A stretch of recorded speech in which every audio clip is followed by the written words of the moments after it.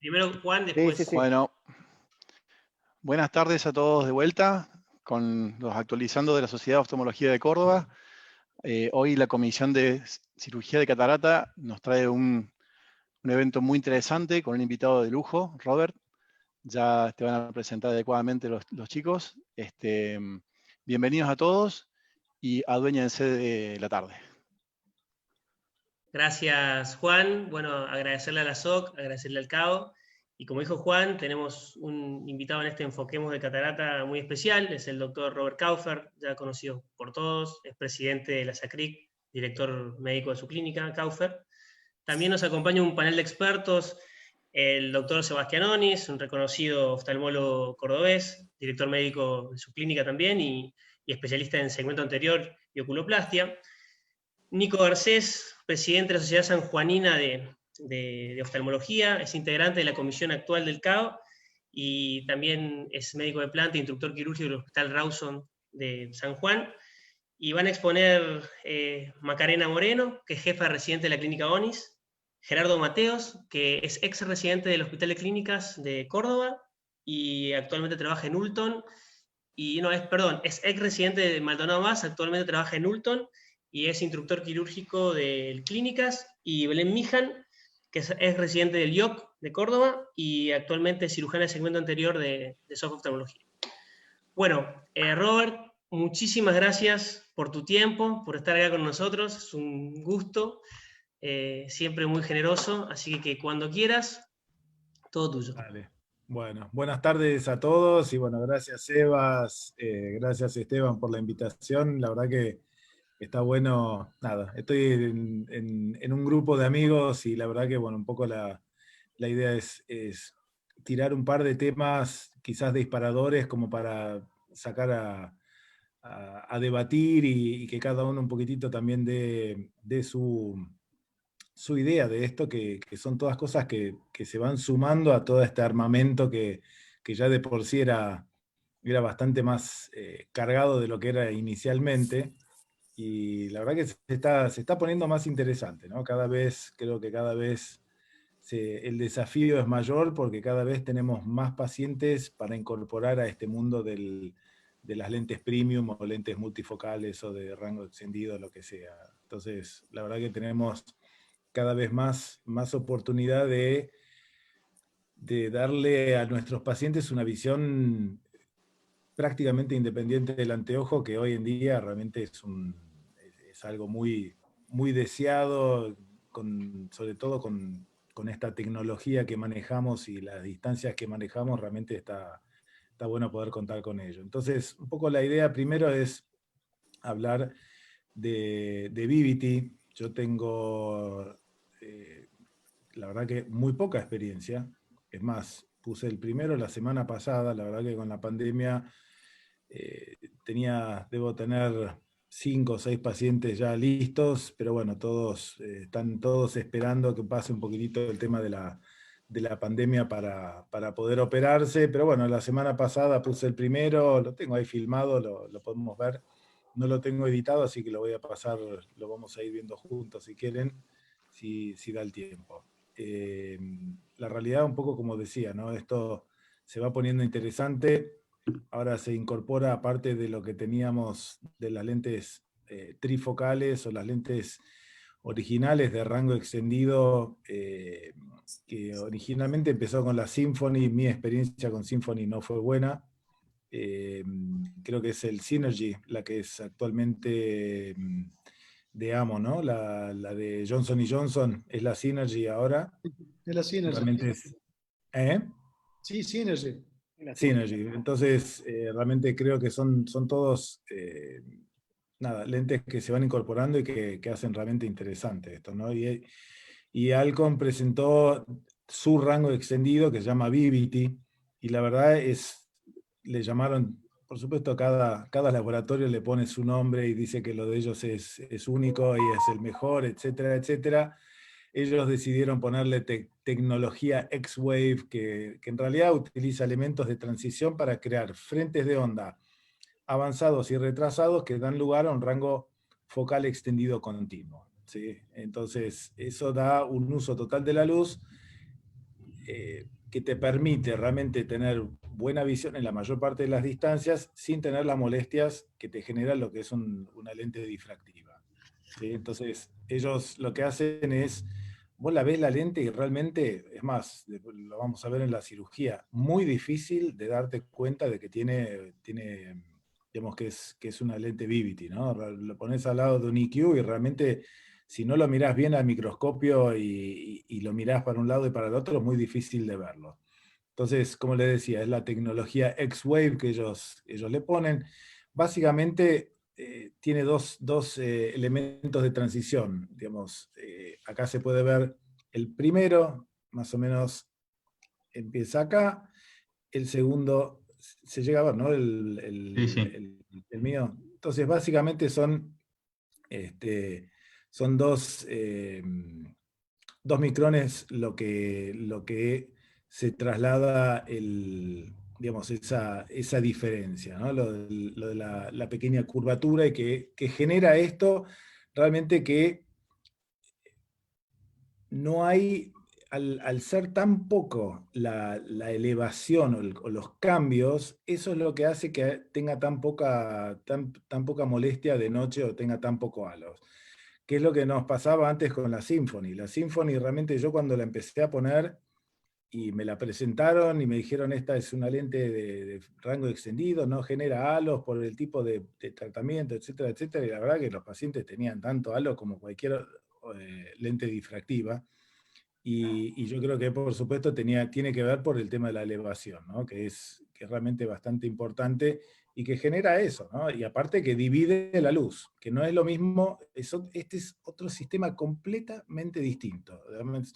Acá funciona, digamos, se genera una onda que se estira y crea todo este rango focal que acá en rojo se puede ver que es donde uno obtiene la mejor calidad visual, que por supuesto de lejos es muy buena, y recién se va apagando, recién se va haciendo menor acá en la parte cercana. En intermedio es muy buena, lo tenemos muy bueno en la parte de cerca, pero fíjense, de cerca no es tan bueno como lo es en la visión lejana. Si uno lo compara con otro tipo de lente, fíjense lo que es una lente monofocal, que a la distancia realmente no hay ningún tipo de cambios. El Atelara, que es difractivo, por supuesto, cambia. O sea, hay un cambio de foco. El Symphony, la verdad que no es lo mismo. Y como les decía antes, mi experiencia con el Gonzalo fue muy grande y me llevó una gran desilusión. Sí, que en ese momento esa lente la cobraba más de una trilha. Perdón, Robert, Sí, sí. ¿se escucha mal? ¿Todos escuchan bien? No, yo escucho mal. Claro, quizá tengamos que apagar los Hey. videos un ratito a ver si mejora Perdón. el ancho de banda. Ahí hablo. ¿Se escucha mal Se porque escuchaba cortado, no por interferencia el o tono de porque tu yo hablo voz. bajo? No, es Interferencia, porque la interferencia. señal quizás estaba mal. Ahí se escucha mejor, ahí. Ahí estás perfecto. Perfecto. Bueno, voy a tratar de hablar un poco más fuerte a ver si eso logramos mejorar. Si ves que si no Robert, se había cambio y interpretado. me paso a otra computadora, si no tengo otra acá andando paralelo por cualquier cosa. Escucha, Robert, no es el tono de voz tuyo, sino que se cortaba por la señal, así que no hace falta que hagas un esfuerzo en la voz. Habla tranquilo. Bueno, La voz se perfecto, escucha perfecto. Perfecto. Entonces, un poco lo que les decía, esta es una lente que nos va a permitir tener digamos, es un monofocal mejorado. ¿Sí? No llega a ser una lente trifocal ni pretende ocupar ese lugar y yo por lo menos no pienso reemplazar mis lentes trifocales por esta lente. Sí pienso colocar esta lente en muchos pacientes en los cuales considero que la trifocal no son candidatos para una lente trifocal y ahora vamos a charlar sobre esos pacientes, pero fíjense que la idea es dar una visión muy razonable en todo lo que es visión intermedia y que puedan el celular y la computadora, mal que mal, poder hacerlo sin tener que depender de ese anteojo. Yo lo que les digo a los pacientes hoy en día, yo me conformo con que el celular lo vean sin anteojos. Y pensemos que el celular hoy en día es el 90% de la actividad cercana que tienen los pacientes. Y si pueden hacer el celular, van a poder también hacer computadora. Con lo cual, yo me doy por conforme, o por lo menos esa es la expectativa que yo le doy al paciente. Yo le digo, no vas a leer el diario, no pretendo que leas el diario del domingo. Pretendo que te suena el celular, tenés que ver un mensaje que lo puedas ver.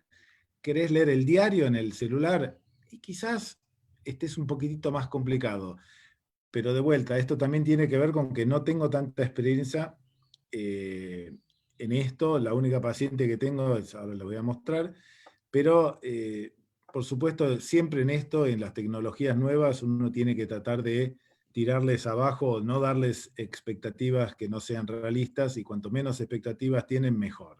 Entonces, después todo lo que logren realmente va a ser positivo. Entonces, un poco lo que yo les decía, digamos, esta lente no va a suplantar el Panoptix. El Panoptix es imbatible, Panoptix o cualquier trifocal. La idea es que esto no sea una charla solamente de Panoptix, sino que básicamente yo pongo en los trifocales tanto el Rainer como el Alcon, como el de Fisiol, y ¿qué otro más había? El de Zeiss. Realmente, en mi opinión, esas 4 lentes, yo no tengo experiencia en otras, pero realmente esas 4 lentes, para mí, cualquiera de esas 4 lentes que uno coloca, realmente uno va a estar muy conforme, y las indicaciones son más o menos las mismas para cualquiera de esas 4. Entonces, como yo les decía, esta lente yo no, hasta ahora los pacientes que tengo, que apunto a ponerles estos lentes son pacientes, hasta ahora, bueno, los pacientes que yo vi, hay uno que tiene una distrofia endotelial muy sutil. Ese paciente que tiene unos 60 años, yo le expliqué el tema de la distrofia, le expliqué el tema y ella quería sí o sí una lente digamos, quiere no depender del anteojo. Le dije que lo mejor que yo puedo hacer es esto, y realmente creo que eso es un caso, por ejemplo, muy bueno. Un caso de lente de ojo seco, también creo que son pacientes muy buenos para esto. Quizás algún paciente... ¿Cómo? Sí, Robert, tranquilo, sí, sí. Está. Entonces, el tema del ojo seco, quizás alguna alteración del epitelio pigmentario, lo voy a también considerar, aunque en este momento estoy pensando en otra cosa que es la charla siguiente para ese tipo de pacientes. Así que realmente creo que se agrega. Esto es mi primer implante. Como les dije, tengo por lo menos 5 pacientes ya listos y que en cualquier momento se van a operar, ni bien pase todo esto. Pero este fue mi primer paciente, y fíjense, es un ojo único, el otro ojo es amblíope. Si yo no contara con este tipo de lente, yo a esta paciente no le pongo una lente trifocal. Yo a un ojo único no le pongo una lente trifocal. Y el razonamiento tiene que ver en realidad con que la calidad visual de ese paciente al cual yo le voy a poner una lente trifocal, sabemos que la sensibilidad de contraste no es la misma, y si fuera mi único ojo, en mi único ojo yo no me pongo una lente trifocal.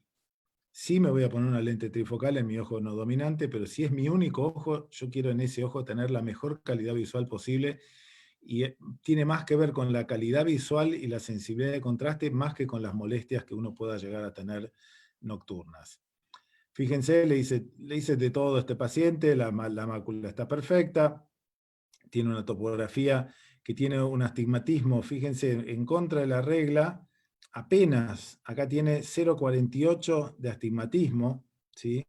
Si uno mira acá, creo que es 0,31, lo tiene acá en la queratometría. O sea, realmente es un astigmatismo muy bajo. A pesar de eso, yo le pongo un T3, ¿sí? A pesar de acá me dice poner un T2, Barrett me dice poner un T2, SRKT me dice no le pongas tórico, Barrett me dice ponerle un T2, yo a este paciente le meto un T3, igual. Mi experiencia con las lentes trifocales, yo los paso, y realmente soy bastante agresivo con todo lo que tiene que ver astigmatismos en contra de la regla. Por supuesto, el endotelio está bien, la superficie en esta paciente estaba bien, o sea, una paciente realmente ideal. Y les voy a pasar rápido ahora el video para que y como les dije, no lo tengo editado, así que lo vamos a ver así como está, bien crudeli, crudeli. ¿Se llega a ver ahí todo? ¿Se escucha mejor ahora? Se escucha perfecto. El video no Bueno, arrancó todavía. ahí está. ¿Ahí se ve el video? No, No. ahí se ve el power. Por ahí si el video lo tenés fuera del power. Ay, lo tengo fuera del power. Claro, a ver. Robert, Pará. tenés que dejar de compartir y elegir el video. Si lo tenés en otro, Sí, digamos, y hacerle saco, doble clic al archivito dejo del de video y lo vas manejando compartir. ahí con la línea. Listo. Stop share. Ahí está. Y ahora me voy a... Compartir otra vez. sí, pará porque quiero buscar el video, así lo tengo. Sí. Y share screen y para que... Para, ahí que está. Ahí está. ¿Ahí se ve? ¿Ahora Ahí se se llega a ve. ver? Ahí se Sí, ve, ¿no? perfecto. Sí, Perfecto. sí. Bueno, y la mayoría, bueno, Sebas y la mayoría saben más o menos cuál es mi técnica. Yo utilizo el diamante para todo. O sea, tengo un diamante de 1 milímetro con el cual hago la paracentesis. Con ese mismo diamante hago la incisión. Me gusta hacer en 3 planos la incisión. Soy bastante meticuloso en que esa incisión sea bien autosellante. Lo hago de 2.2, que es un 2.2 más a ojímetro que otra cosa, pero realmente con eso no tengo inconvenientes. Por supuesto, le vamos a hacer una rexis lo más circular. Fíjense que yo en esto me tomo mi tiempo, a pesar de que digamos, uno ha hecho muchas cápsulas rexis, realmente me tomo mi tiempo, hago retomas, retomo. Realmente en esto no hay que apurarse porque esto es una parte fundamental de la cirugía. ¿Sí? O sea, realmente uno tiene que tratar de lograr un tamaño que nos deje tranquilos de que hay un overlapping de la cápsula anterior en los 360 grados. Y mi técnica es el quick chop. O sea, yo me voy directamente, uno entra, saca un poco de la corteza y directamente vamos a hacer un chopeo. ¿Se llega a ver, no, el video? Sí, Robert, se ve, se ve. Se ve ¿Sí? excelente, Robert. Sí, perfecto. Bueno, Se ve muy bien. entonces, nada, esto para que vean cómo es mi técnica, nada más para los, quizás que los que recién empiezan, vean nada, las distintas maneras que uno tiene de hacer esta cirugía, ¿no? Entonces, realmente con muy bajo ultrasonido uno logra realmente hacer un chopeo y tener dividido ese núcleo en 4 cuadrantes, y después todo el resto sigue normalmente, pero vamos a ver, una vez que tenemos todo el núcleo afuera, van a ver, ya ahí introducimos esta lente. Yo la voy a introducir con este que es el AutoCert, que es realmente es mecánico, es lo que tiene el Centurión, y realmente nos permite tener mucho control cuando introducimos esa lente. Yo en estos casos que son lentes tóricas, yo tomo lugares de referencia, me hago en la historia clínica, yo me anoto, tengo la foto del ojo, y en base a los vasos, a determinados vasos, es donde yo me voy a guiar para después poner el lente en el lugar que yo quiero. La verdad que no, hasta ahora no encontré ningún sistema que me termine de convencer. Tuve el de Alcon y la verdad que hasta ahora no encontré ningún sistema en el cual yo todavía esté decidido a invertir. Pero fíjense, van a ver lo que es la lente y no se van a dar cuenta, no hay manera de darte cuenta de que esa lente es una lente de rango extendido, ¿no? Que es una Vivity. Bueno, ahí me estoy metiendo por detrás del lente para sacar la viscoelástica, pero fíjense que uno la ve la lente y realmente tenés que buscar a ver dónde, y eso realmente habla de por eso también estos son lentes que no tienen, no creo que vayan a tener ningún tipo de problemas de noche, ¿no? Realmente creo que van a andar muy bien por eso. Así que, pero bueno, ese es mi primer Vivity, por lo menos fue eso. Vamos a irme de acá y a ver si puedo compartir ahora. Ahí sí se ve. Ahí se llega a ver No, Todavía no se transmisión. ve nada, Robert. Tenés que compartir de vuelta. Ah, tengo que volver a. abrir la presentación y después compartir. Ay, ay, ay. Estamos lenta la cosa hoy. Está bien, se vio perfecto, ¿eh? Sí, se vio. Sí, se vio. Bueno, Perfecto, perfecto. bueno. Entonces, bueno, básicamente es eso. O sea, realmente para mí es algo que se viene, va a ir a ocupar un lugar que en este momento ocupa seguramente la lente monofocal. Y bueno, cuando tengamos más experiencia creo que vamos a poder hablar más. Yo hasta ahora puedo hablar de mi única experiencia y de lo que he escuchado y lo que he leído hasta ahora. Realmente los resultados han sido muy buenos.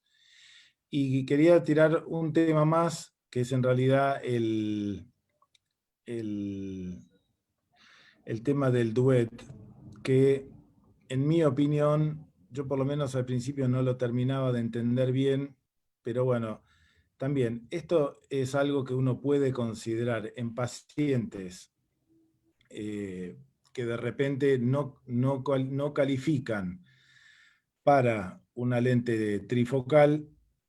Uno lo puede considerar. ¿Qué es esto? O sea, el duet es la colocación de una lente monofocal en el saco capsular y una lente trifocal en el sulcus, que nos va a permitir que esto sea reversible, ¿sí? El Sulcoflex puede colocarse en pacientes que ya han sido previamente operados, pero a mí lo que yo quería poner acá, un poco para quizás discutirlo, es, digamos, ¿en qué pacientes? Por ejemplo, este es un paciente mío, 63 años, muy motivado de ponerse una lente multifocal. Yo ya lo había rebotado hacía 2 años y me volvió a la carga, ahora hace unos meses atrás, volvió a la carga con esto, ¿no? Y yo inicialmente decía, no, ¿viste? Yo a este tipo no le voy a poner un trifocal, y se lo dije en su momento, pero después dije, bueno, ¿por qué no le pongo una lente monofocal en el saco? Le pongo una lente trifocal en el sulcus, y si el día de mañana realmente esto se convierte en algo más complicado, que hay que hacer alguna cirugía, o que yo veo que realmente la lente trifocal puede estar interfiriendo en su calidad visual, le saco la lente trifocal. Y el tipo le queda su monofocal y quizás obtuvo 2 años, 5 años, 15 años de independencia del anteojo, sobre todo, como les digo, en pacientes realmente motivados, ¿no? O sea que me parece que es una alternativa. Esto es como se hace, realmente no tiene una gran complejidad. Lo voy a ir pasando porque sé que estamos medios jugados de tiempo, pero básicamente, como les decía, es todo lo mismo, se hace la misma técnica. Ahí el quick chop, este paciente tenía su linda catarata, pero bueno, sacamos toda la catarata, vamos a colocar primero la lente en el saco capsular. Esta es la lente monofocal, ¿sí?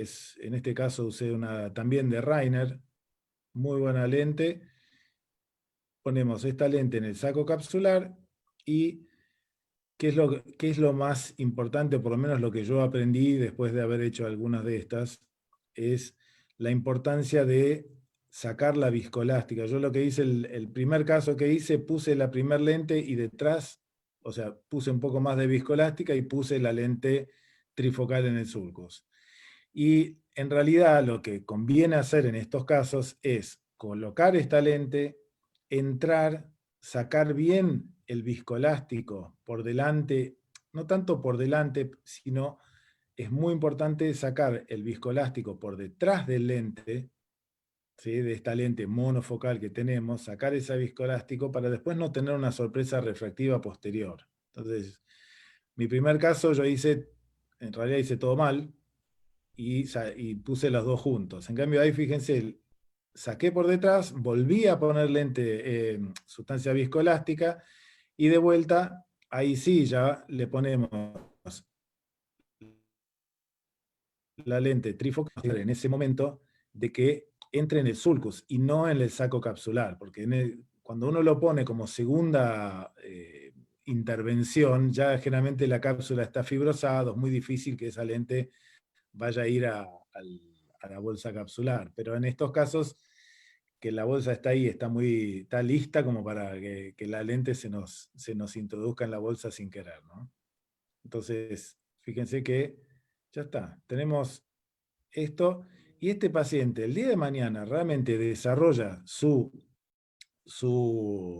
maculopatía, o vemos que realmente por algún motivo ese paciente no anda bien con esa lente trifocal, se saca y listo, y realmente el resto queda. Así que creo que son dos temas que está bueno, si quieren, que los debatimos y los charlamos, porque da para mucho, me parece, ¿no? Es más, yo sé que Sebas tiene experiencia con el Synergy, que estaría buenísimo que nos comente su experiencia.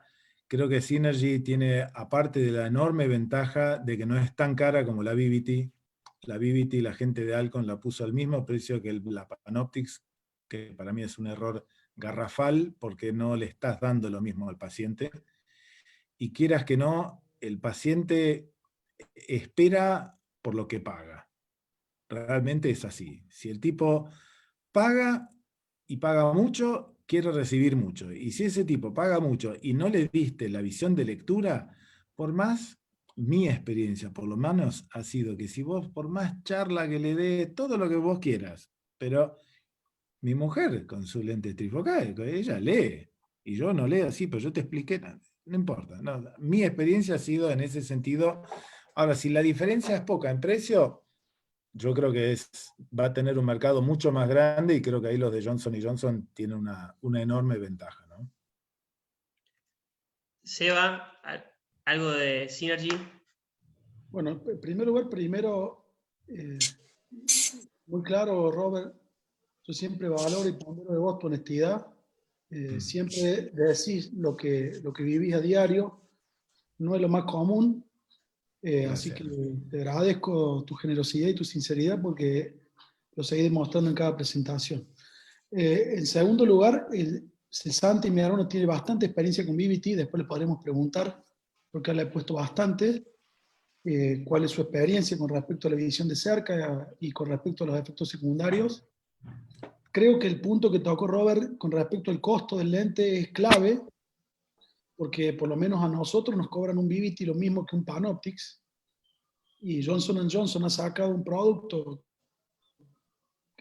quizá un poquito inferior con respecto a la visión de cerca, pero que cuesta 3 veces menos, 4 veces menos. Entonces uno tiene un margen para plantearle al paciente que puede necesitar una ayuda de cerca, pero le estás cobrando 4 veces menos la lente. Mi experiencia con Synergy es de no más de un mes, sí, un mes. Y los resultados son fantásticos. El Santi también ha puesto varias, tanto de lejos como de cerca, son pacientes que están muy conformes. Lo que dijo Robert con respecto a Symphony es tal cual. Nos vendieron una lente que supuestamente no tenía difotopsias o fenómenos difotópicos nocturnos, y los tenía como cualquier otra lente. Después la doctora Moreno va a presentar nuestra comparación que presentamos a partir del ASCRS de San Diego del año pasado, de Panoptix versus Symphony, para que podamos ver un poquito cómo nos ha ido a nosotros comparando una lente con la otra. Mi expectativa con Synergy es enorme, pero así como pondero y valoro mucho la honestidad de Robert, no puedo sacar una conclusión concreta con un mes de seguimiento y con muy pocos pacientes. Están todos contentos, están conformes. Tengo Synergy en pacientes con refractiva previa ya, contentos. 2, cirugía LASIK hipermetrópico previo. Y todas las indicaciones que nombraste, Robert, con respecto a Vivity son las que yo tengo en Symphony. La diferencia es que seguramente Vivity tiene menos halos y menos, o no los tiene. Y quizá en Symfony, como yo tengo mucha experiencia con la micromonovisión, obtenga de cerca cosas que la experiencia le van a dar al resto cuando puedan poner más Vivity. Lo que pasa es que si vos tenés la opción de un trifocal al mismo precio que un Vivity para tener que hacer micromonovisión, y no tiene mucho sentido, tal cual como dijiste Y vos. aparte estás haciendo monovisión, o sea, el Bueno. paciente va, o sea, no, a mí no me cierra, no, yo es algo que no. Rodolfo, nos querías preguntar algo. Sí, realmente, bueno, les agradezco muchísimo, es una charla muy linda, esta que me apasiona. En lo personal, no, a mí me gusta, soy muy apasionado de las lentes trifocales, yo conozco la lente de Fine Official, me va bastante bien. Realmente los resultados son muy buenos y como una alternativa de una visión, bueno, coloco la Lentis. Quisiera saber si ustedes tienen experiencia, porque realmente una visión muy buena de lejos, de última se comporta como monofocal y da una muy buena visión media. Los pacientes por ahí te leen el celular, como dice Robert, y en el peor casos, no me ha pasado, pero bueno, se puede comportar como un monofocal, así que quería saber su experiencia con eso. Sí, yo Oculentis, la verdad que no me gustó, no es que no me gustó, pero yo cuando salió Oculentis, yo justo había ido a un europeo y hablé mucho con los españoles que tenían experiencia y muchos me decían que estaban sacando muchos, como que era muy importante el centrado y, no sé, yo personalmente no tengo experiencia por eso, por lo que escuché y después lo seguí escuchando. Actualmente hay muchos que se están sacando porque se están opacificando. O sea que no, mi experiencia, yo no tengo experiencia y lo que escuché, por suerte, no seguí poniendo. Yo sé que hay mucha gente que tuvo muy buena experiencia, sé que Perrone, Navarro, son todos tipos que han puesto y han puesto mucho, Nacho Manciti, realmente, y ellos han tenido muy buena experiencia, ¿no? Pero cuando el paciente no ve bien, y de eso yo tengo acá, he visto varios, viste, muy difícil, muy difícil de corregirlo, ¿no? O sea, esa fue mi experiencia, no sé el resto si tiene... Si quieren, ¿Y con Fisiol, Robert? Fisiol, excelente. Es más, fue la primera lente que puse y realmente mi experiencia, por eso yo decía, tanto Fisiol como Panoptix, como Zeiss, mi experiencia, o como la lente de Reiner, son las 4 igual de buenas. Realmente yo puedo poner cualquiera de esas y yo sé que le voy a estar ofreciendo al paciente una excelente visión. O sea, no se me caería nada por poner una Fisiol en vez de una Panoptix. Nada, cero. Hoy en día pongo Panoptix 100% porque ellos tienen un stock y yo pongo mucho tórico, entonces realmente es el motivo hoy por el cual yo pongo más Alcon que el resto de las lentes, pero las otras son excelentísimas. Si quieren, chicos, podemos seguir con la charla de Macarena, que es un tema relacionado, que es la comparación de Symfony con Panoptic. Macarena. Bueno, ahí comparto. En primer lugar, muchas gracias por la invitación. A mí me toca hablar de nuestra experiencia entre Panoptix versus Symfony o Symfony versus Panoptix. No tenemos intereses comerciales en la presentación. Yo voy a hablar de la continuidad de un trabajo que se presentó el año pasado, como dijo el doctor Sebastián, en San Diego, de un estudio que hicieron los doctores Onis, Roger, Sebastián y Santiago, con la colaboración del doctor Jaule y la doctora Delmendier, comparando el rendimiento visual de las lentes intraoculares E2 Technics Symfony y las trifocales Aquisoft IQ Panoptix. También vamos a analizar el error residual y un cuestionario de calidad de vida. Maca, no se ve tu pantalla. ¿No se me ve? Perdón. No. Pensé que estaba compartiendo.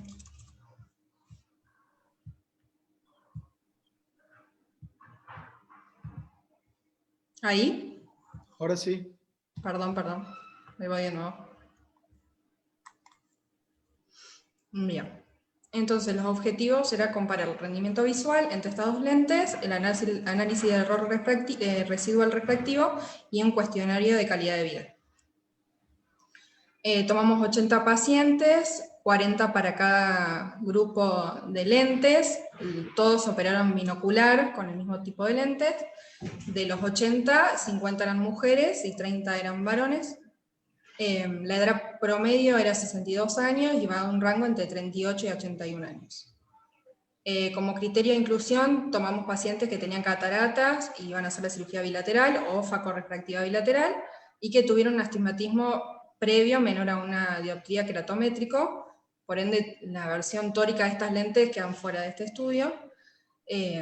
También toda patología ocular que tuviera el paciente, glaucoma, maculopatía, tampoco los incluimos, y si tenían cirugía refractiva previa, quedaban fuera. Hablando de las características de la lente Technics Symfony, es de un material acrílico hidrofóbico, el tamaño de la lente son 13 milímetros y tiene una óptica de 6 con una zona difractiva de 6. Como sabemos, tiene en su superficie anterior la característica es que es asférica y tiene una doble tecnología refractiva en la cual está la potencia de base más la corrección completa de la aberración asférica de la córnea, que es lo que nos, junto con lo de la superficie posterior doble difractiva, nos genera esta profundidad de foco, corrigiendo también la aberración cromática de la córnea, es lo que nos da la imagen elongada, ¿sí? El punto focal intermedio es lo que llamamos elongado. Tiene una distribución de luz de 50% para cerca y 50% para lejos, y la presentación va de 5 dioptrías a 34 con un intervalo de 0,5. En cuanto a la Panoptix, también es un material acrílico hidrofóbico, es de 13 milímetros también, la óptica es de 6, pero tiene una zona difractiva de 4,5, un poquito más chica que la Symfony. El punto focal intermedio es a 60 centímetros, y tiene una distribución de la luz de 25% para cerca, 25 intermedio y 50 lejos. La característica por ahí distinta en comparación con otras trifocales, esto del punto intermedio a 60, tiene una superficie anterior esférica, con una tecnología zonal difractiva refractiva, y la posterior es esférica. Ellos llaman a la tecnología de esta lente Enlink, en la que forma en realidad 4 puntos focales, a 40, 60 y 120, y al infinito. El de 120 el paciente no lo percibe, y comparado con otras trifocales, se ha estudiado que este punto intermedio de 60 es más cómodo que el de 80, que es lo común en una trifocal. Y bueno, la presentación en dioptrías también es de 6 a 30, cada 0,5, y entre las 31 y 34 una dioptría, por lo menos acá en Argentina. Nosotros, para elegir la lente para el paciente, tenemos en cuenta el largo axil. Si el paciente tiene un largo axil menor a 25 milímetros, usamos Zeiss, y si tienen más de 25, es RKT.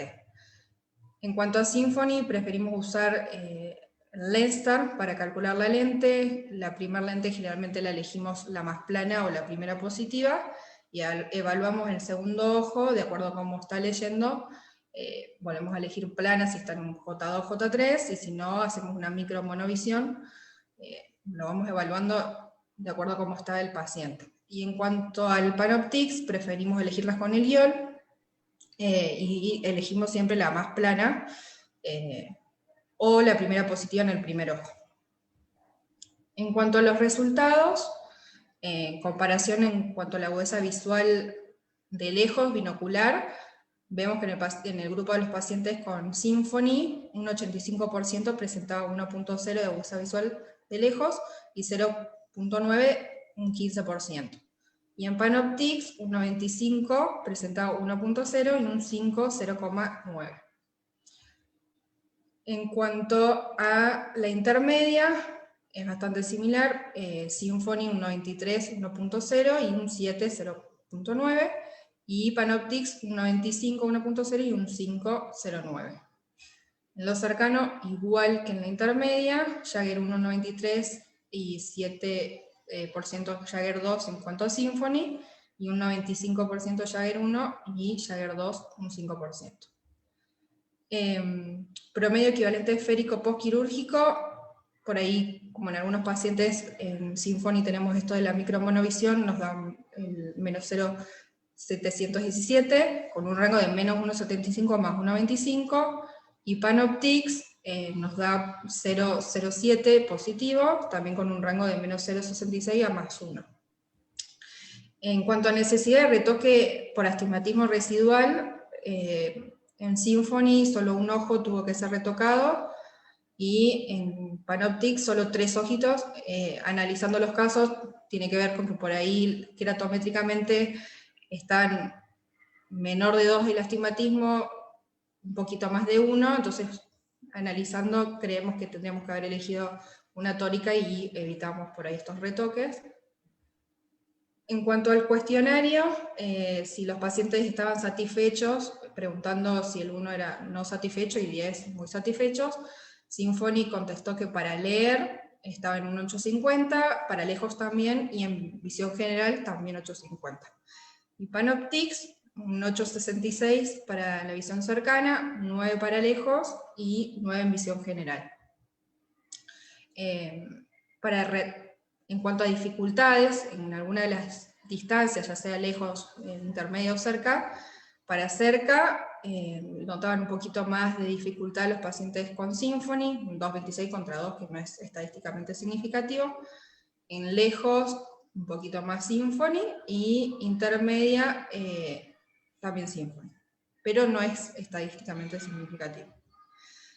Al preguntarle concretamente por halos o luces y deslumbramientos, los pacientes con Symfony, un 20% respondía que no, y el 80% respondía que sí. Les preguntábamos cuándo, la mayoría, el 59%, lo refería a la noche, el 16% al manejar, y un 25% esporádico, o sea, no podían determinar en qué momento, pero lo presentaban.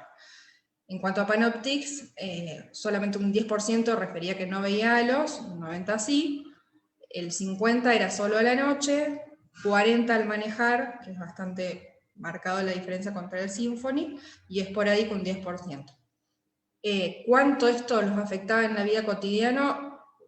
Symfony decía solamente 2, del 1 al 10, tomando 10 como máximo, y Panoptix un 4. O sea que les molestaba un poquito más los halos.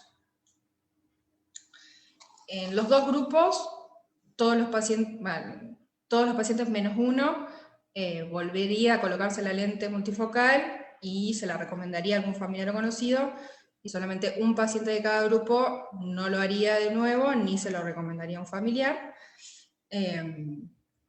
Entonces, en las conclusiones, nosotros tomamos que las diferencias en cuanto a la agudeza visual, ya sea de lejos o de cerca, no son significativas las diferencias. Tenemos en cuenta que por ahí, por el equivalente esférico, tenemos esta micromonovisión en Symfony, y en cuanto a los halos o las molestias visuales, es más marcada en Panoptix, pero ninguna de estas diferencias es estadísticamente significativa. Y bueno, muchas gracias. Muchas gracias, Macarena, muy claro. Queríamos preguntarle, Nico, en San Juan, ¿EDOF o trifocal? ¿Cómo se está manejando? ¿Qué pones vos? Mira, yo EDOF he puesto muy poco, me ha ido bien, pero siempre he puesto más trifocal. Creo que lo que habló Robert, estoy 100% de acuerdo en que son distintos universos donde uno puede colocar uno y otro lente. No viene a competir.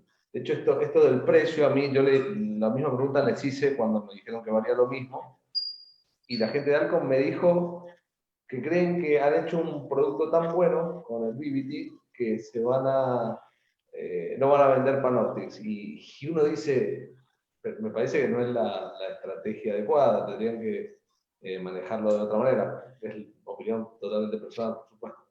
Pero sí, y ya que me diste pie, le quería hacer una pregunta a Robert de su feedback.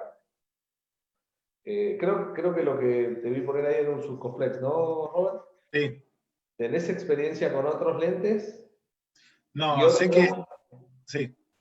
Y otra pregunta es si siempre pones las dos lentes en el mismo acto quirúrgico o alguna vez podés postergar y quizás si hay algún defecto residual lo podés llegar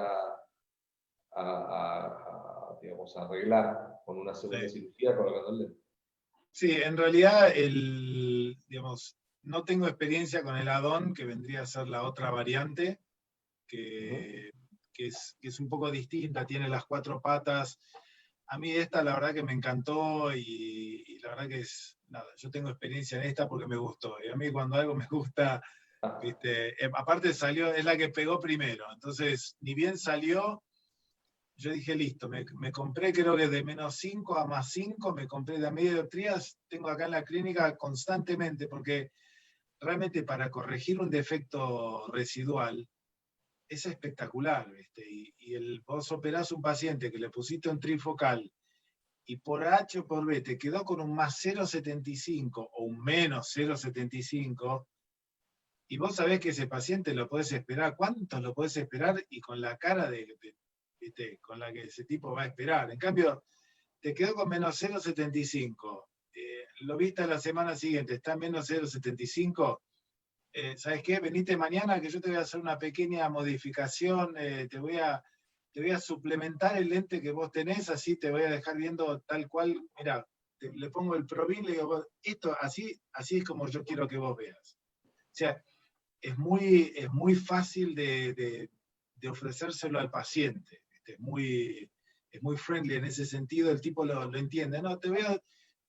pero otra lente más, sí, esta es mucho más delgada, entra, quédate tranquilo que si fuera por el espacio hay lugar para 5. Sí, Robert, entonces, sí. Perdón que te interrumpa. ¿A vos también te le cobran $700 la lente? Porque yo tengo bastante experiencia con Surcoflex también, pero tengo la limitación de los $700. ¿No? Me resulta más fácil llevarlo a la Excimer. Entonces... Sí, la verdad que no sé cuánto vale, no tengo idea hoy de valores, por supuesto que eso es. Acá en Córdoba $700 más IVA. Yo tengo excelente experiencia como vos para adicionar multifocalidad. Me desilusioné un poco con la toricidad porque tienden a rotar. Tórico, olvídate. Tórico no. O sea que creo que está bueno aclararlo porque por ahí si tienen un defecto residual que implique toricidad, no tengan expectativa porque la lente se mueve. Entonces, el tórico tenés que poner un add-on. El add-on en ese sentido es excelente porque no va a rotar. Pero estos rotan y yo hasta tuve 2 pacientes que les tuve que poner un punto en el iris, o sea, los tuve que suturar al iris para que no se sigan moviendo. Sí. Hay una pregunta del ver, Facebook. Dame un segundo, Sebas, porque ahí preguntó Nico el tema de los tiempos. En realidad, yo los pongo, si es en estos casos, que tipo tiene una maculopatía, por ejemplo, o una alteración del epitelio pigmentario como esto, los pongo a la vez. Pero si no, es una excelente opción para pacientes que ya han sido previamente operados y quieren obtener una multifocalidad.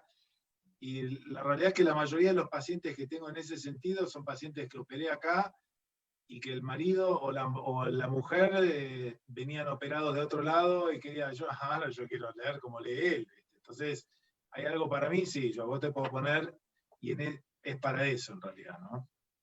Porque originalmente cuando salió el Surcoflex, es más, el Duet, originalmente, Rainer te lo vendía como que, bueno, si el paciente le molestan los halos, siempre lo podés sacar.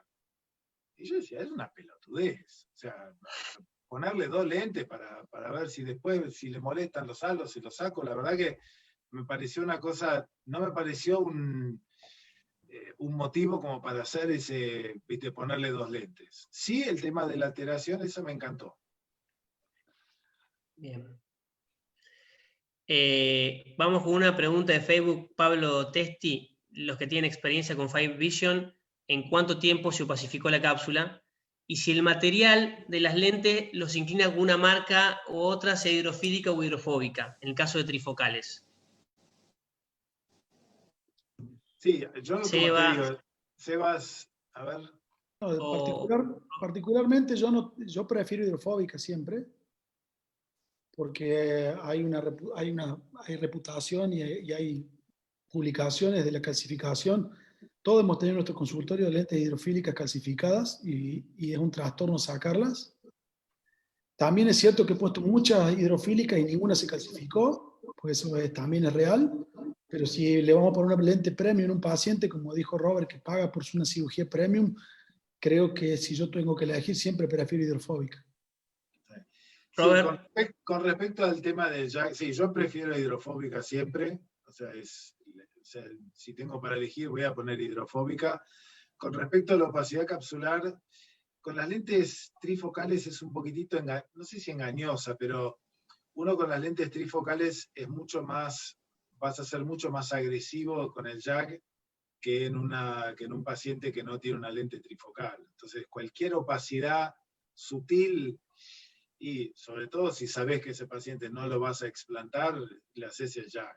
Se lo haces tempranamente, con lo cual, en realidad, todos los trifocales les vamos a hacer el jack de manera bastante temprana. O sea, con lo cual, no sé si tiene un índice más alto de jack láser ¿cómo se llama? El Fine Vision que PanOptix o que Zeiss. La verdad que no lo sé. Mi experiencia que a todos, y Zeiss también puse muchísimos, a todos tempranamente cuando empieza a haber una ligera opacidad les hago jack. Siempre sabiendo que no le voy a sacar el lente, ¿no? Que no es un paciente posible, o por lo menos que tiene muy pocas chances de que tenga que sacárselo. Esteban. Sí. Quería hablar. Robert, a todos. ¿Tienen alguna opción tórica aparte de las dos que nombramos? Yo tuve mala experiencia con el laboratorio. Con la DON quise comprar 3 oportunidades. Y en 2 oportunidades me la rechazaron porque eran astigmatismos irregulares a la topografía, pero que corregían bien con el subjetivo, por traumatismo. Habían hecho catarata, la habían operado, le habían puesto una lente esférica y había quedado con un astigmatismo residual. Entonces era para corregir, no se le podía hacer láser por córnea delgada, era para poner una lente tórica. Las 2 me las rechazaron porque el ingeniero me dijo, directamente no me las quisieron vender. Entonces opté por irme que hablé con Robert, le pregunté de la Sulcoflex, me dijo que se rotaba, era cara y demoraba 6 meses. Así que terminé optando, para tener en cuenta, por la ICL. Es cara, pero ICL y la tienen acá, te la mandan al otro día y que la pague el paciente. La IPCL en esos casos, yo creo que también si es un tema de costos, no sé si es mucho más barato o no, pero la verdad que el IPCL, cuando vos ya no tenés el cristalino, la verdad que ponérselo a mí no me daría, digamos, creo que el IPCL o una ICL en ese caso funcionaría igual, ¿no? Yo tengo experiencia con las dos. Gerardo, dale, Seba. Tengo experiencia con las dos en piggyback, con ICL y con IPCL, y las dos se comportan igual. Mi experiencia no es que ICL esté en stock la tórica, Esteban, ICL la tenés que esperar. Pero tienen más, Seba. Tienen más. Tenés más chance. Tenés más chance. Más chance que la DON y que la Sulcoflex. Sí. O sea, es para tener en cuenta. Bien. Gerardo va a hablar de PIVAC, así que encajaría justo en el tema que estamos charlando. Así que, Gerardo, si querés. Dale, compartir. bárbaro.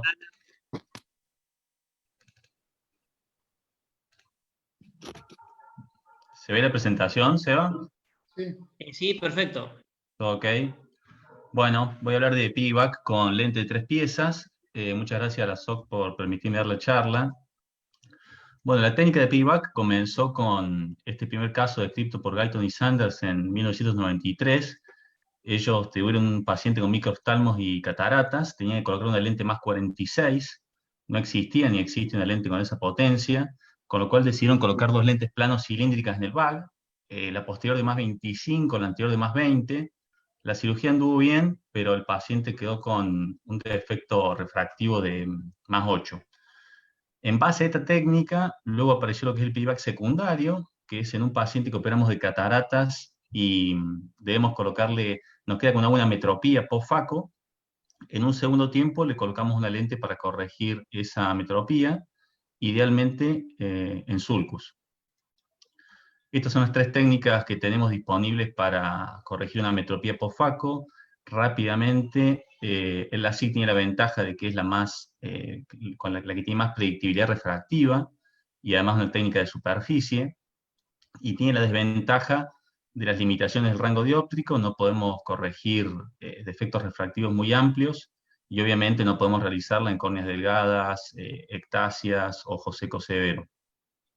El recambio de lente tiene la ventaja de que podemos realizar correcciones de ametropías muy altas, porque cambiamos la lente y colocamos una lente con la potencia que necesitemos, y tiene la desventaja que es una técnica endocular, es mucho más compleja, es la que más riesgo tiene, y es la que peor predictividad refractiva tiene, sobre todo porque es la que más astigmatismo genera. En algún momento de la cirugía siempre ampliamos un poquito más la incisión y eso altera la refracción posterior. La técnica de piggyback tiene la ventaja de que es una técnica muy sencilla, creo que al alcance de cualquier tipo de cirujano de segmento anterior. El cálculo de la lente es extremadamente fácil, incluso no hace falta hacer, uno lo puede hacer empíricamente sin ningún tipo de biometría. Y tiene la desventaja de que es una técnica endocular, obviamente siempre va a ser preferible un LASIK si es viable. Y también necesitamos para hacer esta técnica que la faco primaria sea una faco sin complicaciones. Si es una faco complicada, no es la indicación hacer esa técnica. Este es un trabajo de Fernández Buenaga y Alió, en el cual comparan las tres técnicas, y vemos que dentro de más o menos 0,50, en el recambio de lente queda un 30% de los casos nomás, en el piggyback un 65%, y en el LASIK casi un 93% en este trabajo. Y ya dentro de más o menos 1, el recambio de lente llega a un 60%, el piggyback 85%, y en el trabajo el 100% quedaron dentro de más o menos 1. Vemos que los valores de piggyback, si bien no son tan cercanos a lo de la LASIK, son bastante aceptables. Estos son los requisitos previos para poder hacer un piggyback. Básicamente tener una faco normal, endotelio normal, y que no tengamos ningún síndrome de dispersión pigmentaria. El cálculo para colocar la lente es muy sencillo. Una vez que calculamos el defecto refractivo del paciente, si es hipermetrópico, el equivalente esférico lo multiplicamos por 1,5, y en caso de ser un defecto miópico, es el equivalente esférico, o sea, se multiplica por 1, es lo mismo que el equivalente esférico. Este es un caso de un paciente que tuve yo hace como 3 años, lo habían operado de un ojo, había quedado 10 décimas sin corrección, y el otro ojo había quedado un equivalente esférico casi de más 6. Básicamente se multiplica 6 por 1,5, dio 9, le coloqué una lente Sensar más 9 en sulcus, y bueno, mejoró mucho el equivalente esférico y pasó de ver cuenta dedo sin corrección a 9 décimas. Perdón, que ahí me saltó. Este es otro caso, tenía un Arrestor. Este es un paciente del doctor Enrico Red Zavalía, que trabajamos juntos, y había quedado hipermétrope, y igual que el caso anterior, una hipermetropía más o menos uno le calcula de más 2, y se multiplica 2 por 1,5, da una lente más 3, colocamos una lente más 3 en sulcus, y mejoró también de 4 décimas a 9 décimas la visión. ¿Me escuchás bien, Seba? Perfecto, bueno, bárbaro. Y este tercer caso era una paciente operada de LASIK miópico, quedó miope de menos 2,25, y vemos que en los defectos miópicos, uno la refracción al paciente, saca el equivalente esférico, y ese equivalente esférico es la lente que pide. Quedó menos 2,25, colocamos una lente menos 2, se puede colocar una lente menos 2,50, eso más o menos uno, depende cómo quiera cómo quiere dejar al paciente, pero bueno, es muy sencillo. Estas son las distintas lentes que hay para piggyback, que son las que estábamos justo hablaban anteriormente. La Sulcoflex y la Add-on son lentes que están diseñadas específicamente para piggyback, son excelentes lentes. Luego tenemos la ICL, que es una lente que no está diseñada para piggyback, está diseñada obviamente para pacientes fáquicos, para sulcus en pacientes fáquicos, pero puede ser usada perfectamente como piggyback y funciona muy bien. Y luego tenemos estas lentes, que son las lentes de 3 piezas, que todas las conocemos, como la Sensar, o la Technis, la Softport, o la Alcon MA60, que que también funcionan muy bien. Obviamente estas lentes no otorgan ni corrección de toricidad ni multifocalidad, pero pueden ser usadas y funcionan muy bien.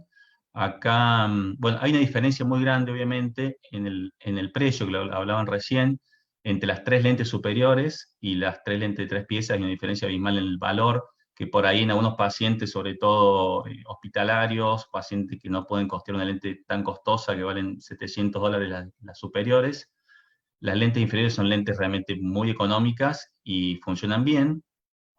Y funcionan bien porque, por ejemplo, acá como vemos en esta lente, que es la Sensar, con la que yo tengo experiencia, tienen ópticas redondeadas, tienen ápticas redondeadas, incluso la punta acá de la áptica también es redondeada. La óptica es de un tamaño que es mayor a la óptica que tenemos en el bag, y también tiene una inclinación la lente de 5 grados, que eso permite que quede a una buena distancia de los tejidos uveales. Esta es una cirugía que le agradezco al doctor Daniel Perrone, me la prestó. Yo no tenía ninguna cirugía filmada para ver cómo es la cirugía, que es muy sencillo. Se coloca la lente como cualquier otra lente que coloquemos en sulcus, tratando de que la áptica distal entre en el sulcus, que no se nos meta en el bag. Y hay que inclinar un poco, irlo rotando un poco el inyector mientras le inyectamos para que quede lo más paralela al iris. Luego la óptica de la lente, y se la posiciona en sulcus, no tiene mayor complejidad. Sí, hacerla con cuidado, cuidando la zónula, y en este caso no, pero si tenemos una capsulotomía posterior hecha, ir con más cuidado, porque si le inyectamos medio agresivamente, podemos empujar con la lente secundaria, la lente primaria, y luxarla. Hay algunas complicaciones descriptas. La que puede ya suceder más común, yo nunca la tuve, pero no tengo tantos casos, en el Centro de Ojos Quilmes, del doctor Balvecchia y Perrone, ellos colocaron creo como 80 lentes de estas y tuvieron 2 casos de captura pupilar, en los cuales la óptica de la lente se viene hacia adelante, hacia cámara anterior, digamos, las ápticas quedan por detrás, queda la pupila queda como en pupila en ojo de gato, y el paciente se ve mal porque se miopiza, porque la lente se viene hacia adelante y gana potencia. Eso se soluciona muy sencillo, empujando la lente hacia atrás y colocando miostat, algún pilocarpina posterior a la cirugía, como quieran, pero es sencilla la solución.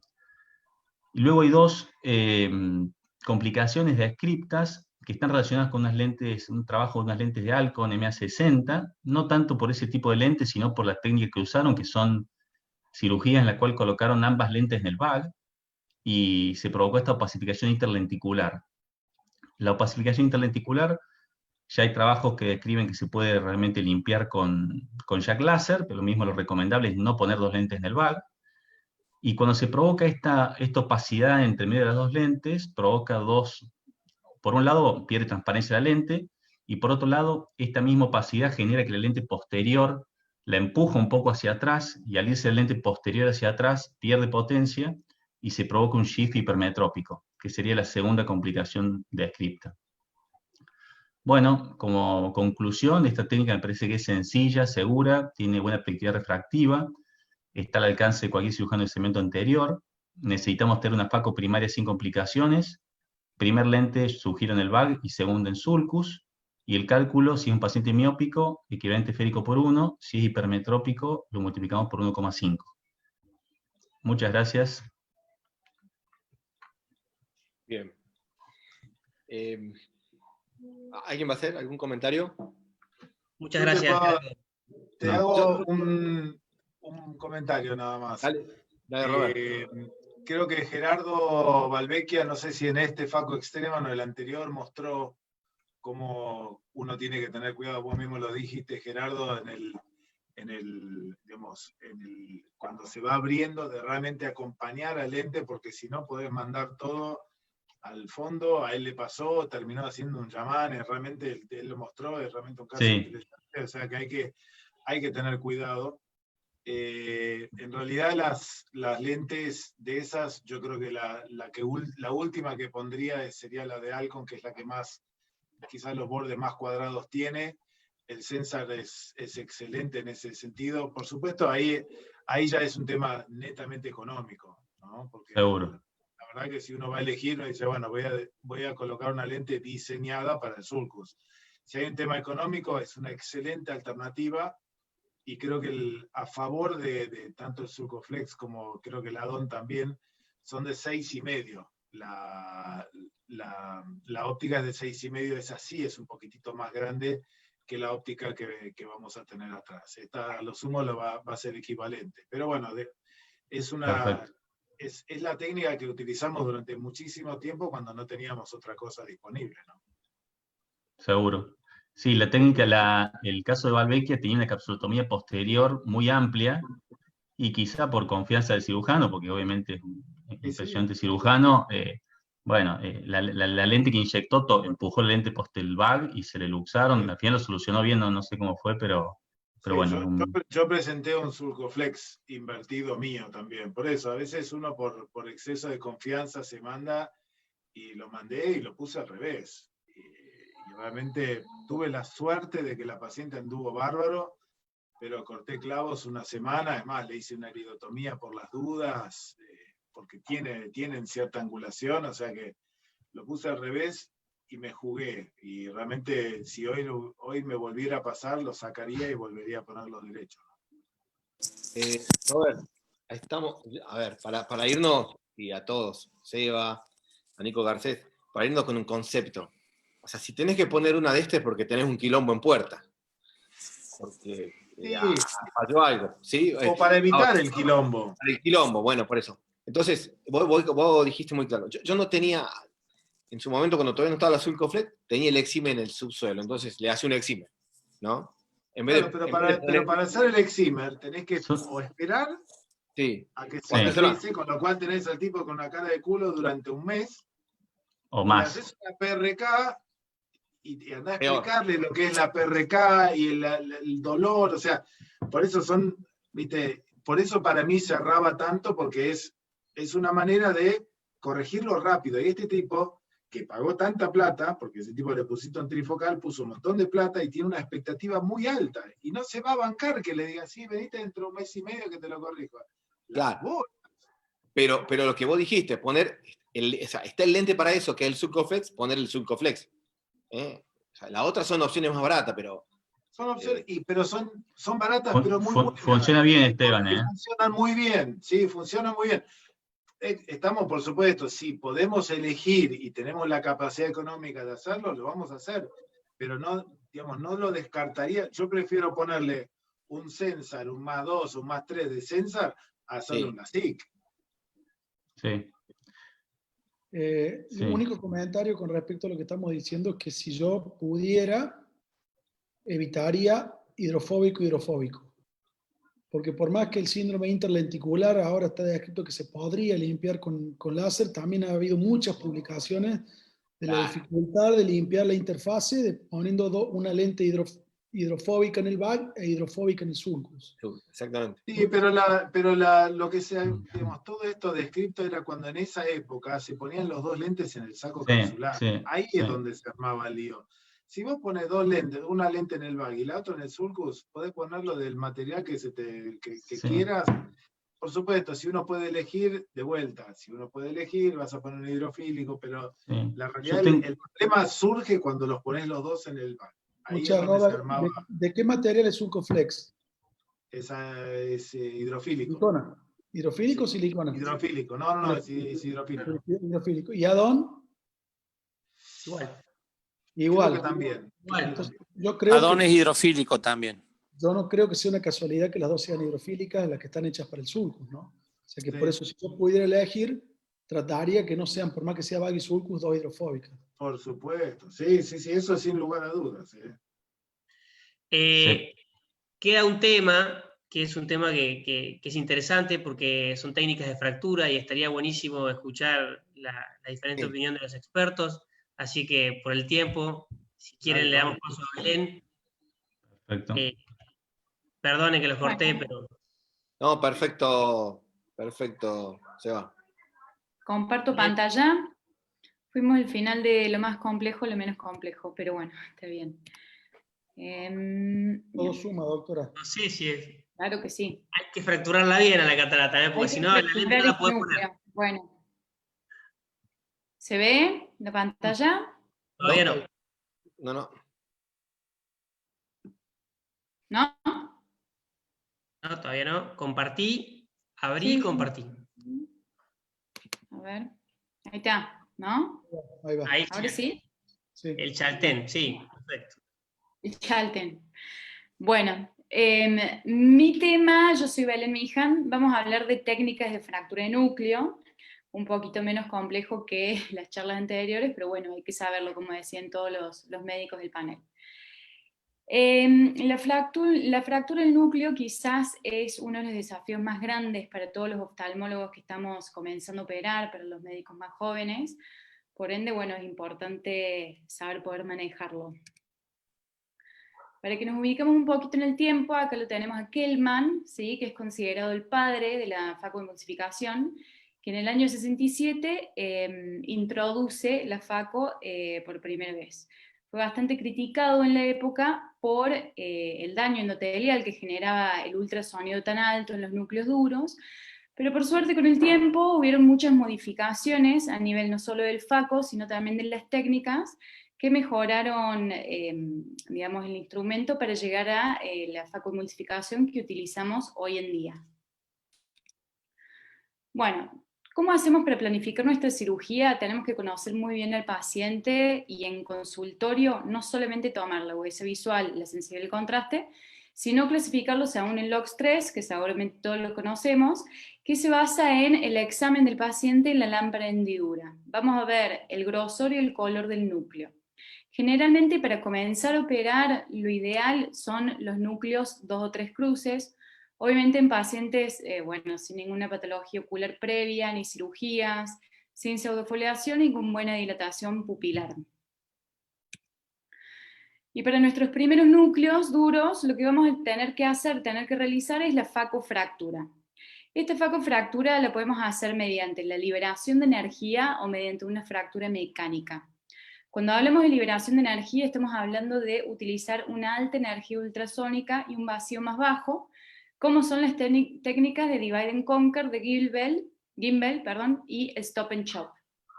Y por otro lado tenemos las fracturas mecánicas, en la cual vamos a usar menos energía ultrasónica y un vacío más alto, como las técnicas de Nagahara, el chop horizontal o el faco chop, el chop vertical de Pfeiffer, que es el quick chop, y sus variantes que serían el pre-chop y el ultra chop.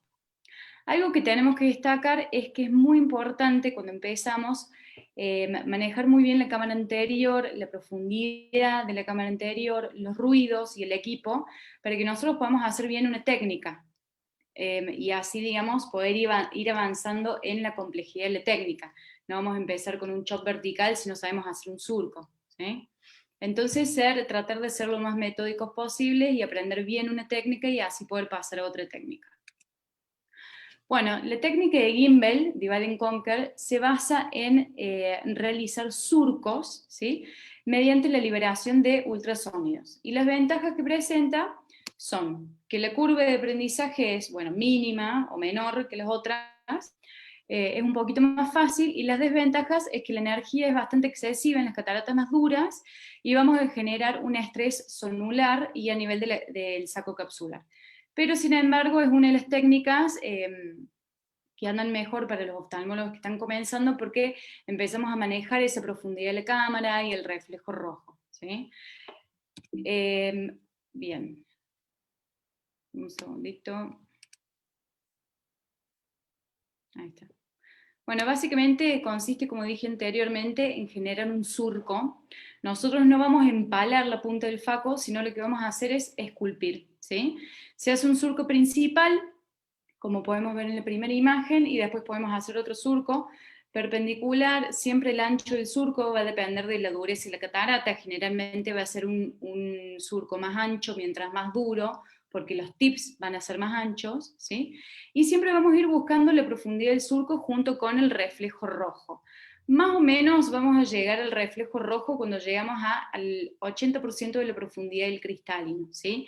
Y ese es el momento en el cual nosotros vamos a tener que generar la fractura, que cuando estamos comenzando, este puede ser el lugar donde se genere, digamos, la dificultad. Lo que nosotros tenemos que hacer en el momento de la fractura es posicionarnos bien profundamente y bien simétricamente, así como se ve en la imagen a la izquierda, ¿sí? Y generar un vector de fuerza, digamos, contralateral, es decir, digamos, abriendo de forma bien simétrica. Los parámetros que vamos a utilizar en un divide and conquer van a ser vacíos, entre 250 y 300 milímetros de mercurio, un ultrasonido alto hasta 100%, y flow o aspiración de 40 centímetros cúbicos por minuto. De todas formas, los parámetros son aplicables para cada cirujano y para cada equipo, ¿sí? Esto se puede ir variando. Uy, perdón. Disculpen, se me cerró.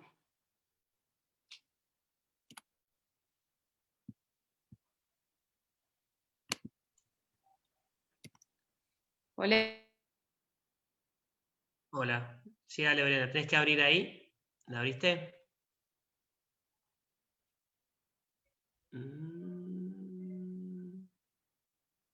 Belén. ¿Me escuchan ustedes? Sí, Seba, te escuchamos a vos. Sí, yo también, te escucho. Sí, Belén, no sé qué pasó.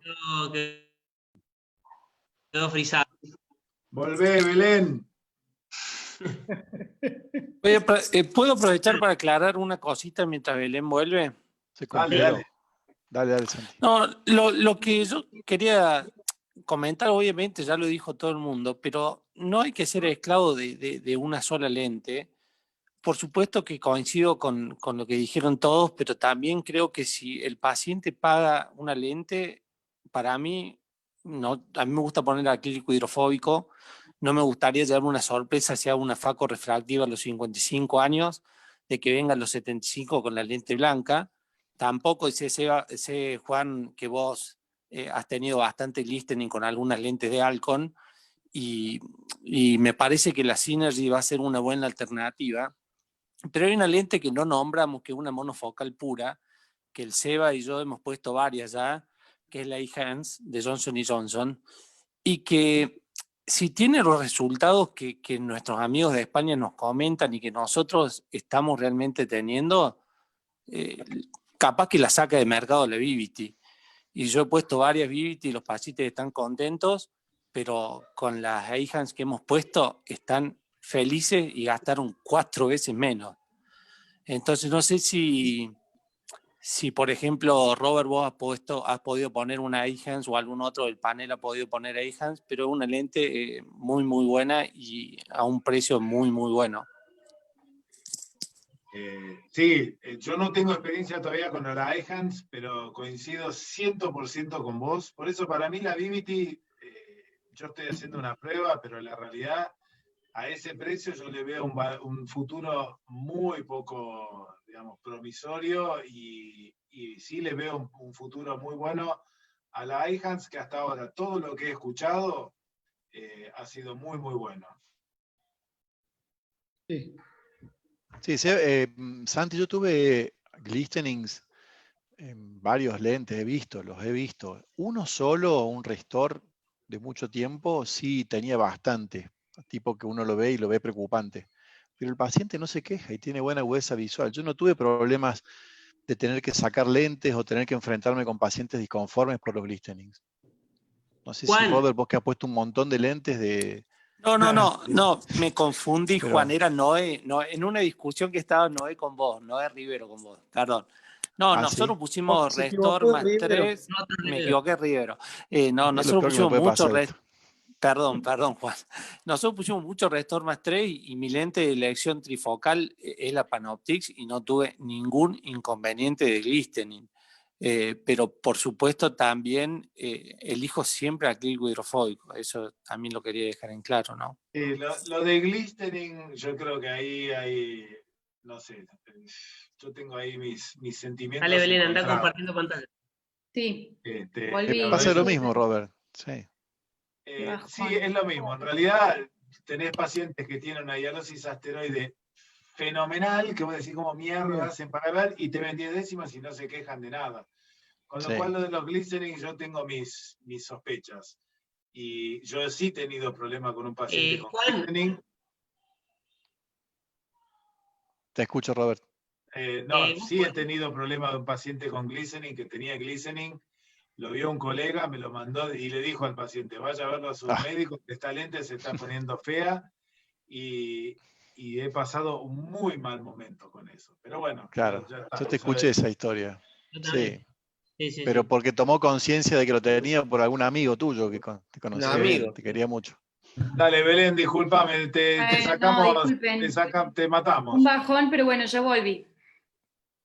Sí, Belén. Te hicimos la gamba, Belén. Bueno, gracias.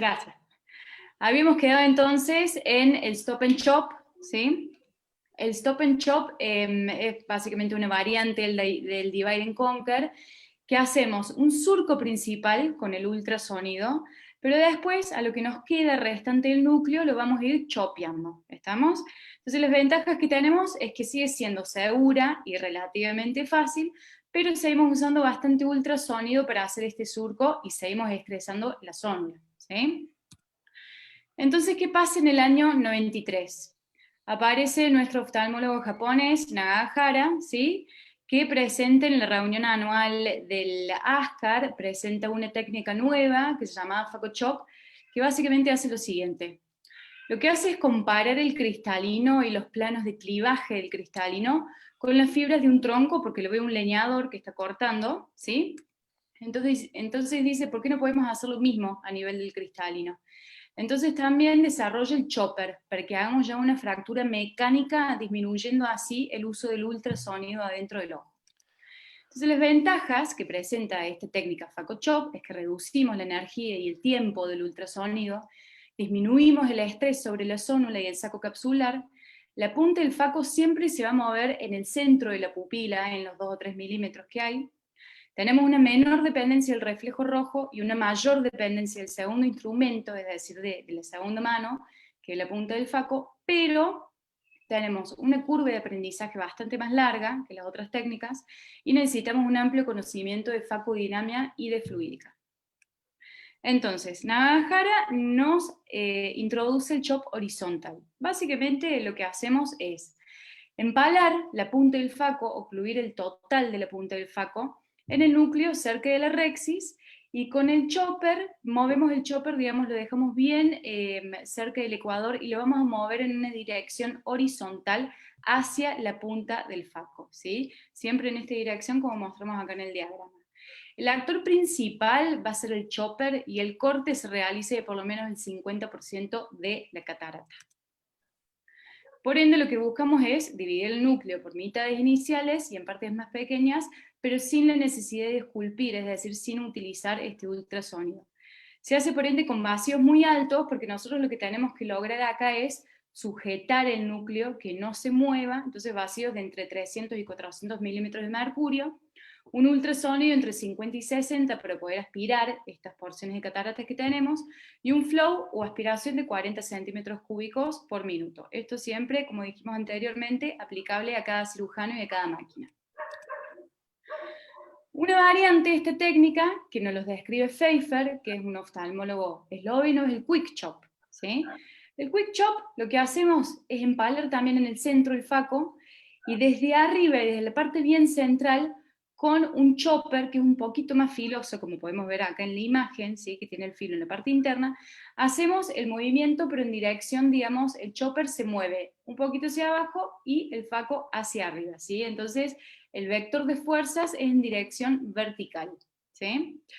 Lo que sí, bueno, igual que el anterior, tenemos que conseguir una muy buena sujeción del núcleo. Por ende, necesitamos un control muy bueno de la cámara anterior por parte del cirujano, y esta técnica es muy eficaz en las cataratas que son muy duras y también con poca dilatación pupilar, ya que nos vamos a mantener en el centro del eje, digamos, pupilar. Otras técnicas, tenemos el pre-chop, que requiere un pre-chopper, se introduce en el centro del área pupilar, enclavamos hasta la mitad del núcleo, abrimos las dos ramas y se craquea el núcleo, ¿sí? Y ahora también tenemos el Ultra Chop, que requiere un Ultra Chopper, que es como un bisturí ultrasónico, que divide la catarata también en porciones más pequeñas. Gran facilidad de corte tiene y se utiliza para cataratas muy duras. ¿Estamos? Bueno, acá tenemos un par de videitos cortitos. En este primero vamos a ver el Divide and Conquer. A ver, todos los videos son de varios cirujanos distintos y de centros distintos, entonces tenemos distintas bombas, ¿sí? Acá, si bien podemos ver la técnica, no es una técnica que nosotros vamos a utilizar habitualmente, lo hacemos más que todo para mostrar cómo se hace el surco, pero podemos ver claramente cómo se hace un estrés a nivel de la zónula, pero bueno, ahí está realizado el surco, ¿sí? Y bueno, y ahí se aspiró ese cuartito de núcleo. En este, que es con otra bomba, es una bomba Venturi, esto es un equipo DORC. Acá también vemos bien el surco, cómo lo hacemos, buscamos una buena profundidad, cuando encontramos el reflejo rojo, ahí ya rotamos y vamos a realizar el surco perpendicular en cruz, lo podemos hacer en cruz o no, pero bueno, es básicamente para ver el surco. Y lo más importante de acá es cómo vamos a generar la fractura de ese núcleo. Entonces, nos posicionamos bien profundamente de forma simétrica y ahí hacemos el craqueo nuclear, ¿sí? Y acá tenemos también un videito, un pre-chop. Tenemos acá, bueno, un pequeño surco que hacemos antes. Ahí está el surco. Después, acá, a ver, colocamos... una cosa que me olvidé de decir que es importante, es que no le tengamos miedo a colocar viscoelástico en el último cuarto. ¿Para qué? Para que no se nos venga la cápsula de delante, o sea, mejor perder un minuto y no tocar la cápsula en el último momento del faco que hacer las cosas rápidas. Bueno, y ahí vimos el pre-chop. Les quiero mostrar el otro video que tengo, es cortito también. En este video tenemos una secuencia de faco chop. Entonces, empezamos con el faco bien empalado en el centro del núcleo, con un vacío bien alto y bien sujetado. Ahí nos fuimos con el chopper bien al ecuador y nos ubicamos, digamos, se viene en sentido vertical, horizontal, perdón, hacia el centro. Y ahí producimos el chopeo. Acá otro video también con un núcleo un poquito más blando, el faco viene en el centro y generamos ese chopeo horizontal en sentido horizontal desde el ecuador. Y el siguiente video le falta un poquito de foco, me parece, pero bueno, lo que quiero es que vean es que tenemos una catarata bastante más dura, un núcleo duro. Con este núcleo duro nos posicionamos con el faco, generamos un vacío muy alto y ahí tenemos una fractura vertical. Ahí se ve perfecto, la fractura vertical, ¿sí? Con la dirección, esa. Ahí, partido, de vuelta.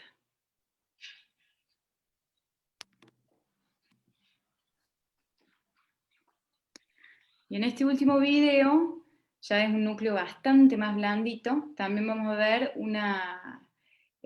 un faco chop vertical, ¿sí? Que ahí lo chopeamos y lo aspiramos. Siempre obviamente con muy buen manejo de la cámara anterior, ¿no? Esto es para ya cirujanos que manejen y dominen muy bien las técnicas. Bueno, algunos tips para que nos llevemos a casa. Elegir una técnica y ser metódicos, es decir, una vez que empezamos a hacer bien una técnica, aprenderla y recién ahí pasar a una técnica de mayor complejidad, ¿sí? Conocer bien el equipo, conocer los ruidos, conocer los parámetros, adaptarlos, son todas cuestiones muy importantes para cada cirujano y para cada cirugía. Cuando hacemos los surcos, buscar el reflejo rojo, se da más o menos en un 80% de profundidad del cristalino, como dijimos, y ahí ya vamos a poder craquear el núcleo, siempre de forma profunda y simétrica. No tener miedo a hacer esta pausa viscoelástica, mejor esperar, digamos, un minutito más, y no tocar esa capsulita, la cápsula posterior. Y otra cosa muy importante es conocer las propias limitaciones de cada uno de los cirujanos. ¿Qué es lo que hace un buen cirujano? Saber hasta dónde puede llegar y ya, digamos, en base a eso, cortar y seguir. Bueno, muchas gracias. Bueno, chicos, tenemos un tip cada cirujano experto, Robert, Seba, Nico, Esteban, una cosita, cada uno rápido, que Juan nos va a retar si no. Robert. El hola. audio, Robert. El audio. Sí, yo creo que ahí Belén lo mencionó en un momento, el tema del núcleo blando, ¿no? Y creo que como tip, sobre todo ahí se habló mucho de lentes trifocales, este tipo de lentes en las cuales uno opera cristalinos relativamente transparentes. Entonces, realmente, eso yo creo que a veces son los casos más complejos y en los cuales hay que tener más fina la técnica de encare del núcleo, porque son esas cirugías en las cuales no te podés equivocar, ¿no? O sea, realmente muchas veces el núcleo más blando es el núcleo más difícil. Bueno, coincido con Robert lo que dijo. Yo prefiero operar una catarata 3 cruces, muchas veces más que una facorefractiva. No tenemos margen de nada. Así que coincido 100%. Y lo segundo, también coincido con la doctora. Para mí no hay una técnica mejor que otra, es la que mejor le salga a cada uno. Particularmente, mi hermano y yo hacemos la técnica que diseñó mi viejo, de hacer un pre-chop con el tip del faco y con un sostenedor de núcleo, y nos sale fantástico, pero no quiere decir que sea mejor que otra, es la que a cada uno le dé mejor resultado y con la que se sienta más cómodo. Nico. Bueno, primero quería decirle feliz día a los residentes, que nadie dijo nada, manga desubicado. ¿Verdad? Estamos viendo técnica de fractura de núcleo y creo que tenemos que decirle feliz día. Bueno, sí, lo que dijo Robert me parece fundamental, y creo que también algo muy importante es, además de hacer faco, no nos olvidemos de la extracapsular, saber convertir y demás. Entonces, antes de empezar a hacer surcos y demás, hacer varias extracapsulares para que la curva de aprendizaje sea mucho más llevadera cuando hacemos faco.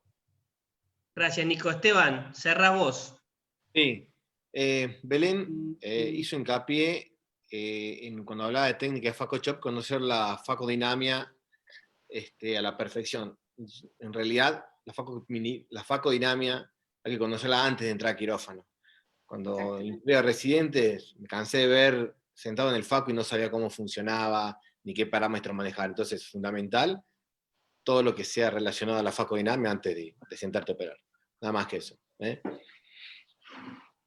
Bueno, muchas gracias, Sebastián, Nico, Robert y toda la comisión de Catarata, Juan, por estar acá un rato. La verdad que la pasamos genial. Y bueno, falta la tercera charla que ya la estamos organizando con los chicos. Muchas gracias. Gracias, perfecto, chicos. muchas gracias a ustedes. Robert, gracias. Nos vemos, chau, chau. Adiós, chao, chao. No estamos tan mal de tiempo, Juan, 3 minutos. Bastante nomás. bien, prolijito. Bueno. Bueno. Chao. Gracias. Buenas noches. Chao, chao. Chao, chao. Hija.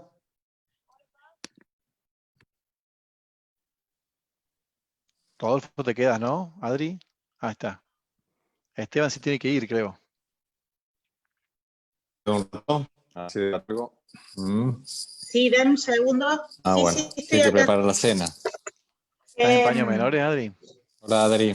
José, hagamos una gota bien seguida cada 15 minutos durante una hora y después cada 3-4 horas, 3-4 días. Calma bien el cuadro y después sacate un turno y te hago todo.